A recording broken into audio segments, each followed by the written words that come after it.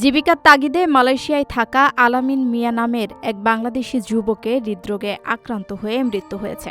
গত বৃহস্পতিবার দুপুরে কুয়ালালামপুরে নিজের কর্মস্থলে হঠাৎ অসুস্থ হয়ে পড়েন তিনি। সহকর্মীরা হাসপাতালে নেওয়ার পর চিকিৎসক তাকে মৃত ঘোষণা করেন। নিহত আলামিন কিশোরগঞ্জের কটিয়াদি উপজেলার নিমুক পুরুড়া গ্রামের মৃত শামচু মিয়ার ছেলে। পরিবারের সচ্ছলতা ফেরাতে প্রায় 8.5 বছর আগে তিনি মালয়েশিয়ায় পাড়ি জমান।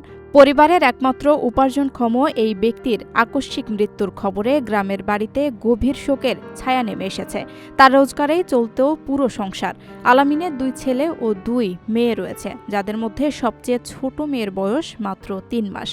4 অবুঝ সন্তানকে নিয়ে স্ত্রী আয়েশা আক্তার এখন চরম দিশেহারা অবস্থায় পড়েছেন। কিভাবে আগামী দিনগুলো পার করবেন সেই দুশ্চিন্তায় কান্নায় ভেঙে পড়েছেন তিনি। আলামিনের নিথর দেহটি শেষবারের মতো দেখতে অপেক্ষায় প্রহর গুনছেন শোকাচ্ছন্ন স্বজনেরা।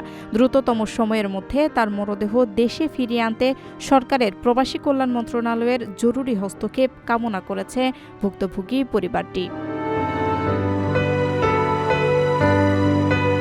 প্রবাসীর সিটিতে চলছে বহুল আলোচিত ফ্রি ফ্ল্যাট অফার, অর্থাৎ আপনি যে টাকা দিয়ে এখন ফ্ল্যাট কিনবেন 5 বছর পর সেই সম্পূর্ণ টাকা ফেরত পাবেন, আর সেই সাথে পাচ্ছেন একটি ফ্ল্যাট একদম ফ্রি।